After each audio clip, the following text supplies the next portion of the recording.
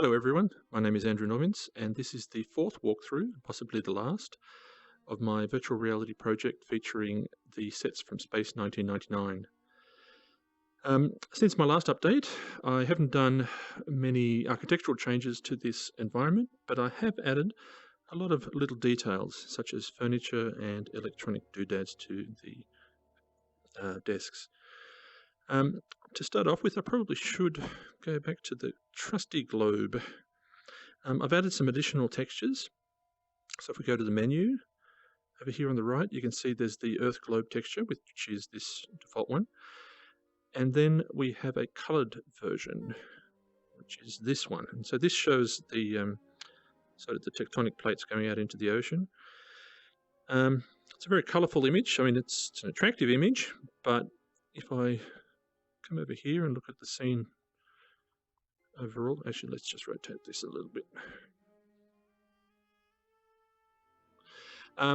You can see the color scheme really doesn't match the futuristic beige from 1975.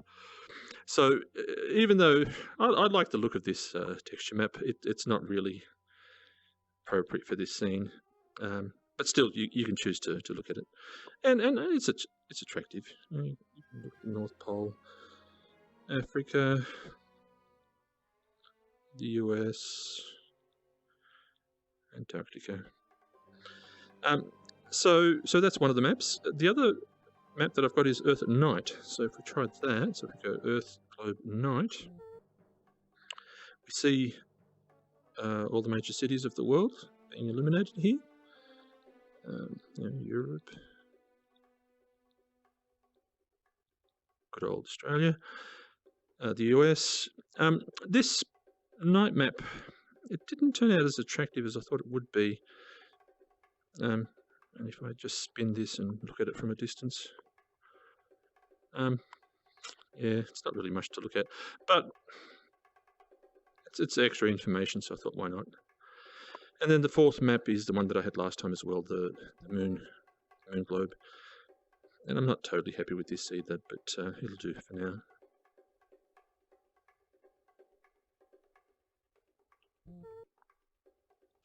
So that was a minor change to the globe, and hopefully the last set of changes for the globe.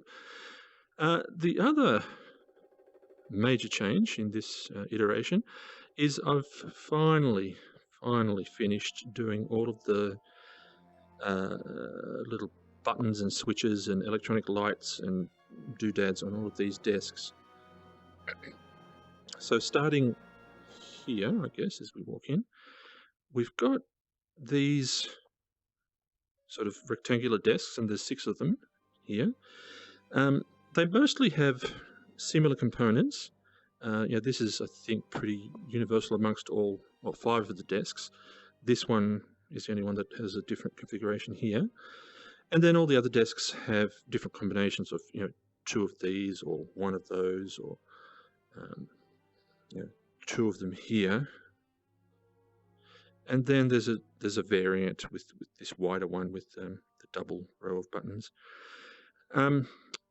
And then the only other difference is that this desk has a keyboard in this location rather than those type of buttons. This desk actually also has an additional feature, which I haven't done yet. In the TV show, there's a panel here in the corner, and the panel opens up to reveal an alarm button. I'll put it in, I guess. I'm not sure if I'll have it in the open position or not. We'll see when I get around to it. Now, speaking of getting around to it, I actually considered this project now pretty much complete. I mean, there's always lots of other things that I can add, but all of the major features I think are now in place, and I may pause on this project for a little while and hopefully get on to a model of the Jupiter 2 from Lost in Space. But I've sort of promised that in the past and haven't delivered, so we'll see how it goes.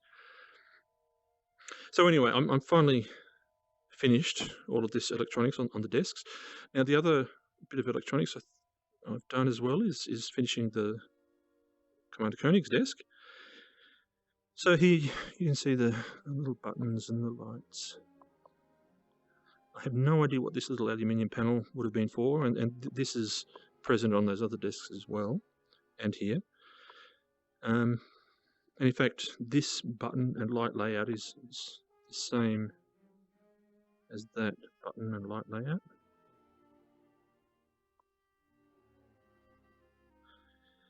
And then we have our keyboard here with typically no lettering on the buttons. And then the memory cards and the lights and the switches and so on. Now the other cute little thing that I've added to Commander Koenig's desk is this. Well, this already has been present from the start, but I've animated it. And I'm pleased with how it's come out. You can look at it for quite a while and it always remains random.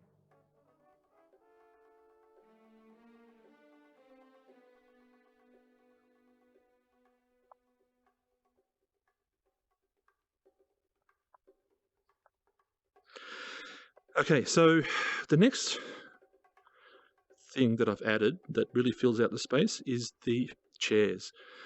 Now, every element in this project I've modeled in my CAD software and, meticulously measured from the screen captures of the Blu-rays and all that sort of business. And, the CAD software is designed for precision modeling, but what CAD software is not particularly good at is organic type modeling, such as, these freeform chairs and so on. So as much as I've modeled everything in this scene, the chairs is something that I didn't model, and I ended up going onto various websites on the internet that sell 3D models of furniture, and I located these chairs. Now, as it turns out, there's a website called Catacombs, which features Space 1999, and they list all of the furniture items that were in the TV show, the name of the model of the chair or the light or the whatever. And so you can do research. And so I found these actual chairs, the correct models from the TV show on some of these 3D furniture websites. So this chair was called the Gaudi chair, and I managed to source that.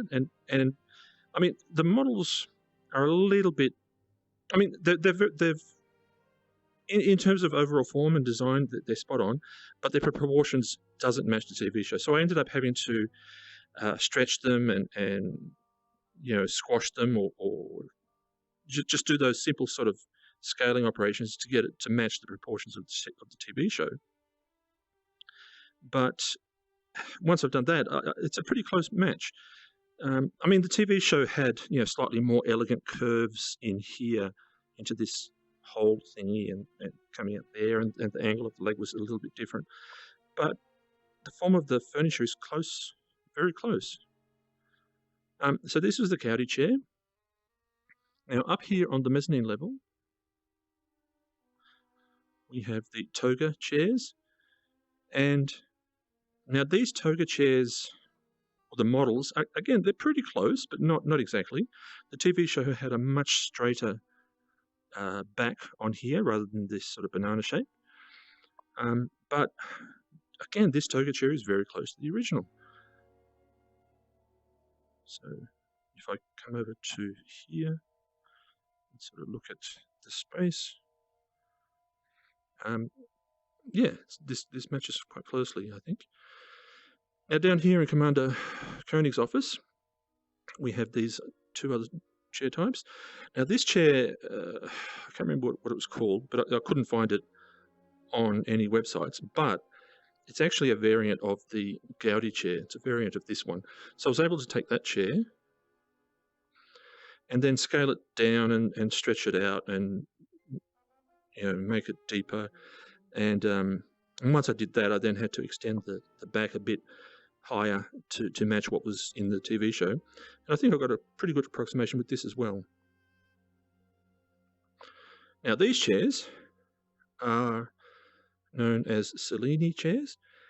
And again, these are pretty, the form is spot on, but the proportion was a little bit out, so I had to pull and push and stretch them to match the TV show. And interestingly, Cellini I think, is the either Greek or Roman name for the moon, for Luna. So I thought that was quite interesting.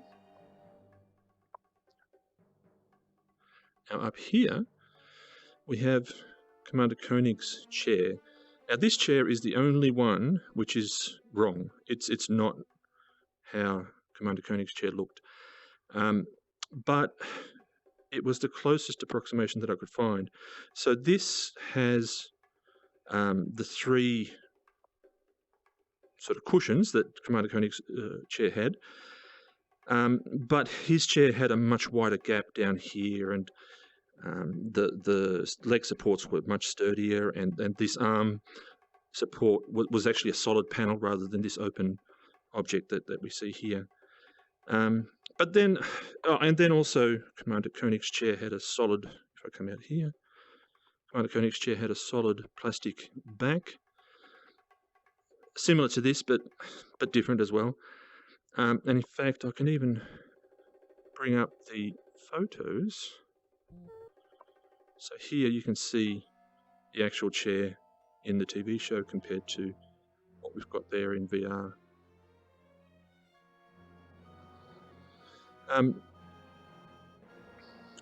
So we might as well just compare the furniture in some of these other photos. So again, we've got the Cellini chairs in the show, and then how they look in VR. We've got over here,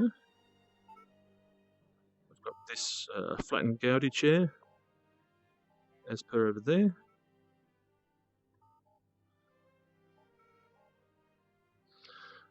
We've got, you can't really see the Cellini chairs there, but you can see them a little bit there. There's that chair again over there in the corner.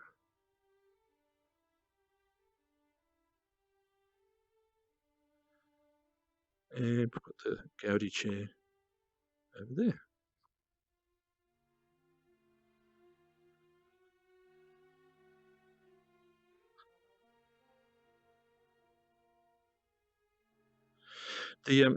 When I put the chairs in this scene for the first time, it just struck me how small they looked in VR. But really, when you look at a photo, for instance this one, and the way he's sort of hunched into the photo, it really is a very small chair.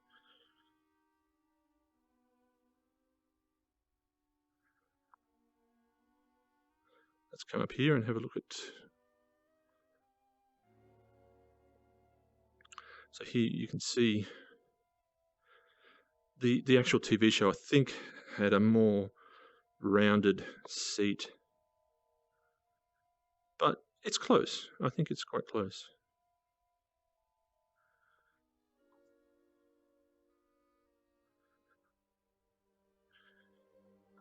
And then here you can see again the Gaudi chair, and the Gaudi chair down there.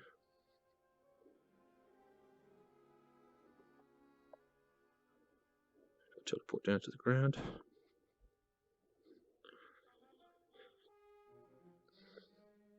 You can see the short back support, and then likewise in that chair.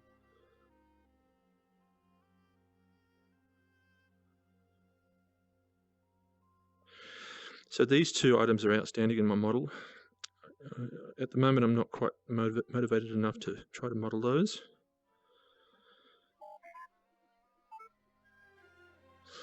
And so that's the chairs, and I've also started, let me just untangle myself from my cable. I've also started to model some of the computer equipment that sits on the desks. I haven't done it all. I've done this is the only one that I've done. There's some keyboard type equipment that sits on the table over there and over there, which I haven't done. But yeah, so to compare my model and the photo, it's very difficult to see what the legs or the little feet were doing. I ended up doing these chrome ball things, so it's hard to tell. But yeah, so this is the dial that I've done.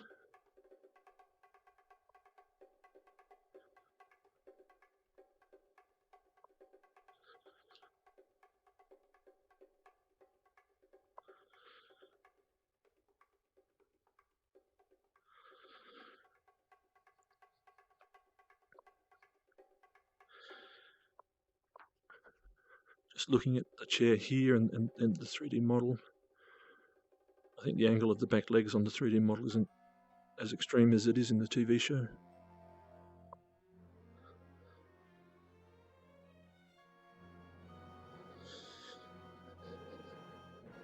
So here you can make out the keyboard device, which I haven't modelled yet.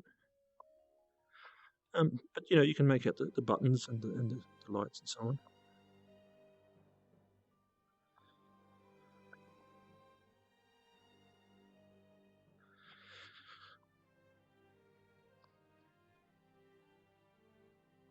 Yeah, so you can see here, I have a feeling that hole in the back of the chair comes through and connects through to the back of the leg, which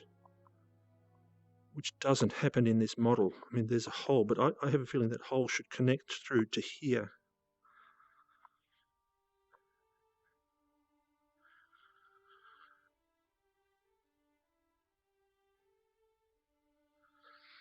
But as I say, they're a good approximation considering it's really difficult to model in CAD software.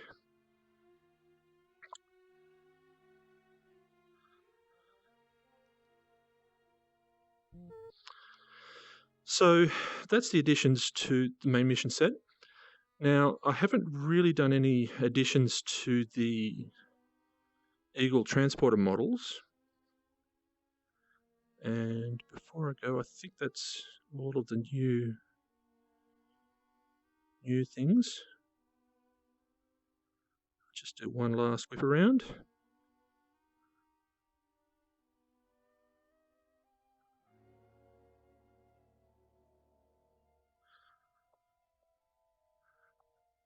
I think I showed this element before.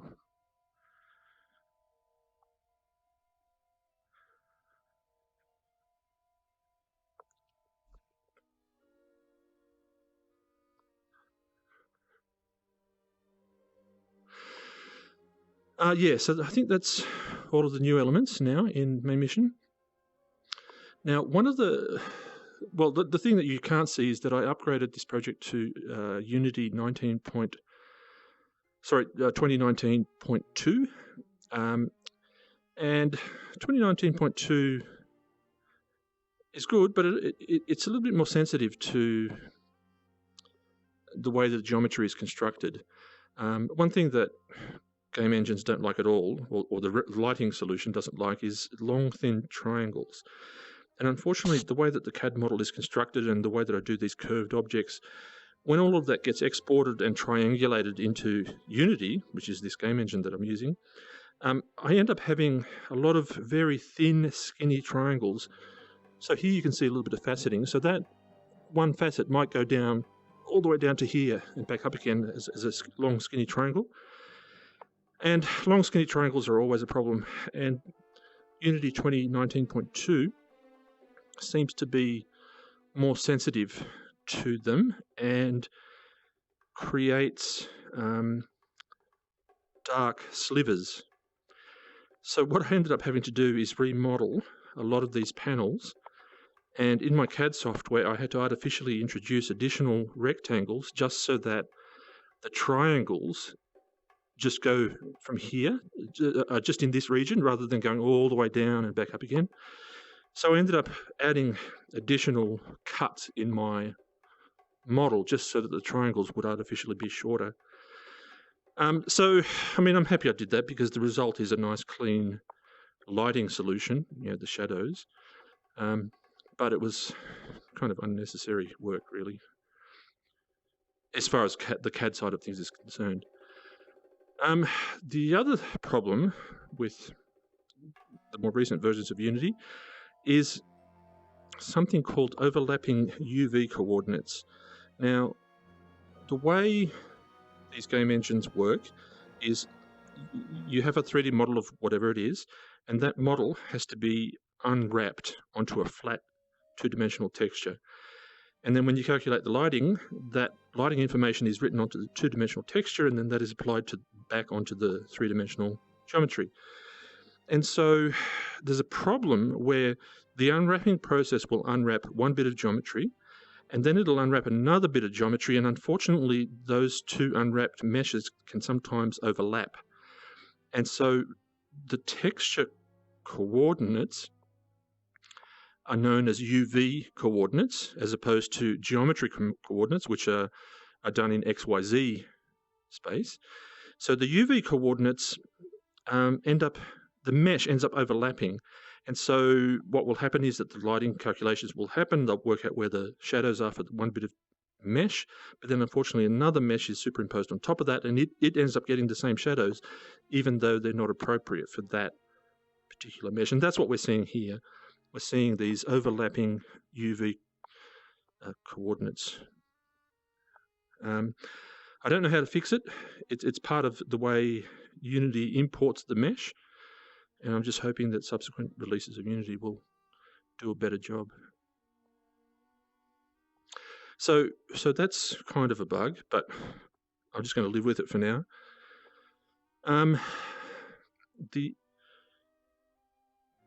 So that's pretty much it for the main mission set. Now, the other scenes in this VR project, if I go to the menu, you can see at the moment we're in the main mission scene. We have a Rescue Eagle scene, which hasn't changed, and you can see that in the first walkthrough. There's a VIP Eagle scene, which also hasn't changed, and you can see that in the first walkthrough. Hangar scene hasn't changed, but the diorama scene has changed. And what I've done is I've taken this whole main mission set and I've scaled it down to about this big, so about 1 meter wide. And I've chopped off the ceiling so that you can look inside it. And it's just a really cute little diorama of the main mission set. And the nice thing about it is that all of the animations that exist in this large environment are also reproduced in this small little model, and it's just really cute to look at, especially when you see it in VR in full stereoscopic 3D vision. So, for instance, this TV screen is fully animated. These lights are fully animated in that diorama model. Everything. Now, in that little diorama model, I've also animated the doors opening and closing, and these doors opening and closing, and I've also animated the globe spinning, and this animation is also present in the diorama. So having explained all that, let's go and have a look. So I bring up the menu, and then I just click on diorama scene, and here we go. And so what you just saw then was the two objects that we can interact with. So if I reset the position, you can see the Eagle Transporter and over there in the distance, the little diorama. They both fall down due to gravity, and we can pick them up and interact with them. Before I go over to the diorama, we can see here the landing pad has an animation cycle. In fact, let me just do that. I probably didn't look at it in time, but the gantry also is animated and it comes out and retracts. I think I've explained this in the first walkthrough, but I'll do it again now. So the Eagle Transporter has a few options in the menu. So over here, we've got Show Crew Module, which is this central grey module. Show Rescue Module. So if I go back to Crew and then to Rescue, you can see this change. VIP is the orange one, and Hide All is that one. And I particularly like the Hide All version because you get to see some of the interior structure, the doors.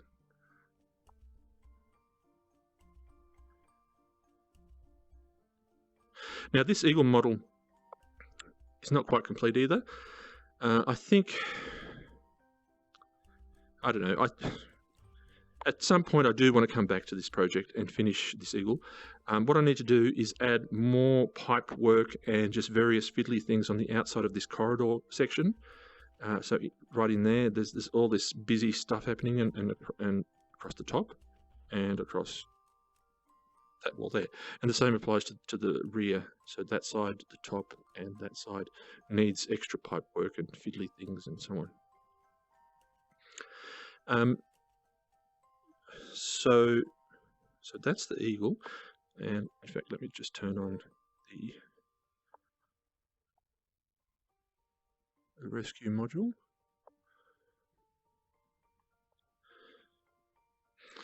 So if I drop that, you can see it falls with lunar gravity.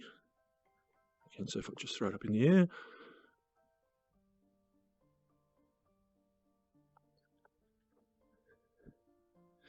and you notice it didn't break. So this is reacting to lunar gravity, but if I set it to no gravity, I can take it and I can put it there, and it just sort of sits there. Now, in VR, your hand always has some residual movement, so when you let go of the object, it takes on whatever momentum and rotation that your hand had at the time. So it's very difficult to have it to stop just dead still. But still, so the interesting thing to note here is that this eagle, and again, when you're in VR, you'll see this at 1:1, and you'll have a sense of this being, 1.1 meters long. So 1.1 meters is, as you can see here, Eagle Transport, a 44-inch studio model. This was the scale of the model that they used to shoot the TV show. So this is the 44-inch version, and they also had a 22-inch version and an 11-inch version. I don't think they ever had the landing pad to this 44-inch scale. I don't know. I have a feeling maybe the landing pad might have been at the 22-inch scale. But I wanted to have this model at the 44-inch scale so that you could interact with it and get a sense for how big it actually was on set. And so before we look at the main mission diorama closely, it's interesting to me to note that I actually did. Oh no, let me grab that. Here we go. In fact, if I put gravity back to moon, here you can see main mission set scale 1 to 29.5, same as the 44-inch eagle. So this eagle and that diorama are now at the same scale, and it's interesting to me that I had a sense for how big the eagle was. In this rescue eagle scene, you see this eagle at 1:1 scale, and it's big, and then when you're in this main mission set at 1:1, it feels as big as it feels.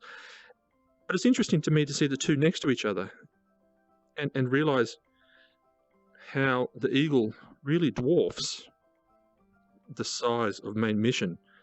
So Commander Koenig's office can barely contain the engine nozzles and pressure chambers and all that sort of stuff. And if you put the nose cone in there,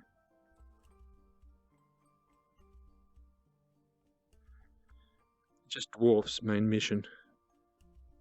I thought that was an interesting comparison. So here we are looking at the main mission diorama, and you can see I've got a very simple exterior,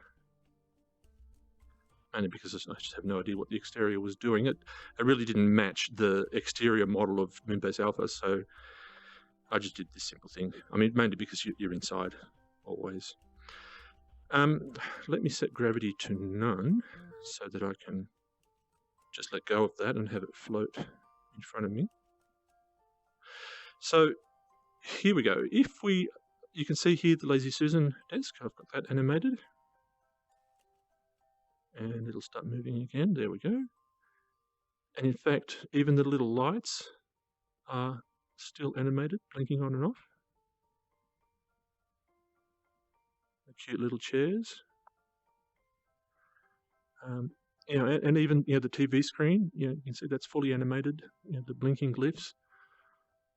It's quite cute how if you bring the display close to your eye, the texture resolves to higher and higher resolution.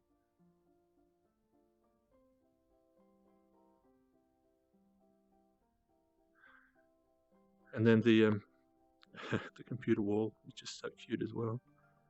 As I said, when you're looking at this in VR, you're seeing it in full stereoscopic glory, and it's just, it's only a meter wide, so it's all very fine detail. And so here we can see the animated doors. So these two doors are about to close as well, and this one too. And now in a moment this single door will open, which is often the way that that door opened into Commander Koenig's office.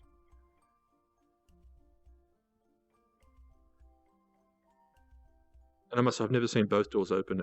I mean, they're usually just open by default or closed by default. Again, the detail in the chair is just so cute. And you can see the orrery rotating or animated.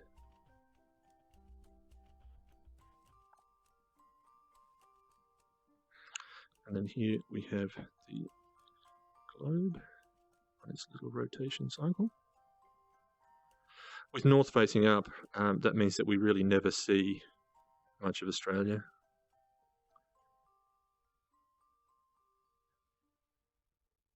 And obviously Antarctica or New Zealand. But still, so that's cute to look at too. And then also the computer, the comms post, you can see the TV screen is fully animated. Now, one thing I never explained in my previous walkthroughs is the time on this computer post. The time is set to 8:14 p.m, so 2014. Now, the way that I got that time was from the pilot episode, and that's the time that the nuclear explosion actually happens on the moon, that causes the moon to leave Earth orbit. And if you watch it and then time how long it's, because at some point a couple of minutes after the explosion happens, some of the characters run past one of these comms posts and you see the time. And so if you time it backwards in time, it defines the moment that the explosion happened as 8:14 p.m. Or that's my guess anyway. So that's why it says that time.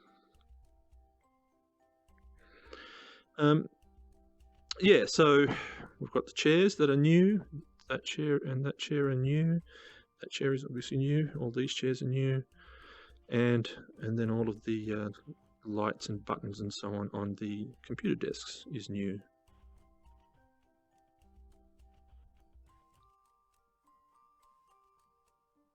I'm curious what, in terms of the canon of the TV show, what these aluminium rectangular panels were supposed to do, or what they... Maybe there was some sort of inductive charging ports or something. Put your mobile phone up against them or something. Yeah, so that's... Oh, actually, there's another cute little thing about this diorama scene. At the moment, we're looking at it in full sunlight. So, the sun's coming from over there, and you can see the shadow, and down there you can see the shadow. If we turn this so that it's in the shadow, all of the little lights just pop. And it kind of looks pretty cool. And the lights on the desks, they all just pop.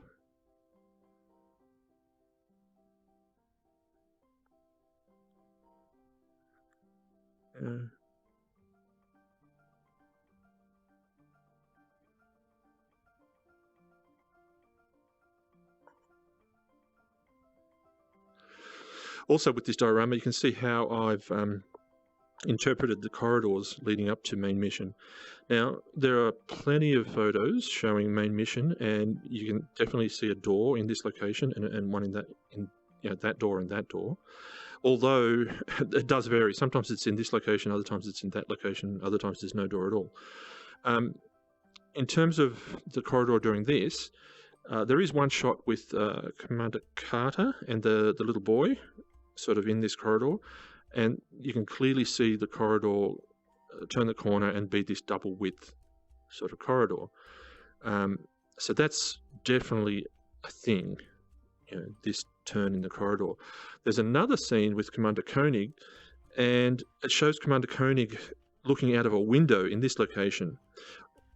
When you look this way with Commander Carter looking down here, there is no window here, it's just the corridor. But with Commander Koenig here, there's a window here, and you can see the corridor turns there. So I sort of did half and half. I've got the corridors in place, but the window, I didn't put it there, I put it further across. So that's that corridor. Now this corridor here, there's clearly some shots with these doors open, and you can see an illuminated corridor wall there. But then that's all I know. So that return there and that return there is just my guess. It seemed, I mean, clearly the corridor goes in that direction, but where it goes, we don't know. So it just seemed natural to have it turn like this. And this corridor could have gone straight down there, I could have done that, but I just chose to extend this wall. And so that's what defines that corridor.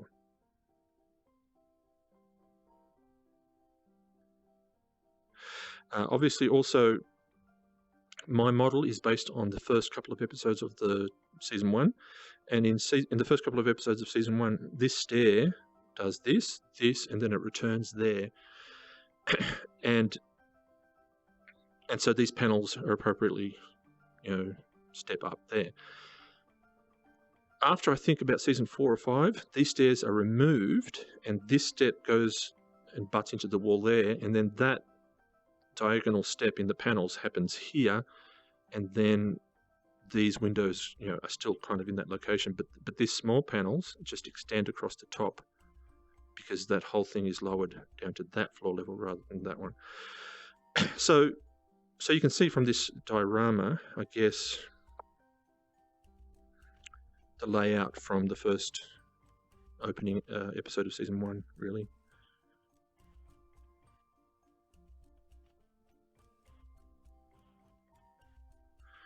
And that's the diorama.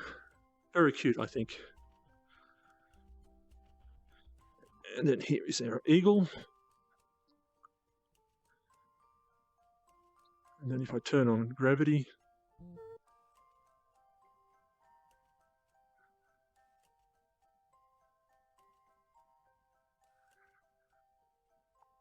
gone forever.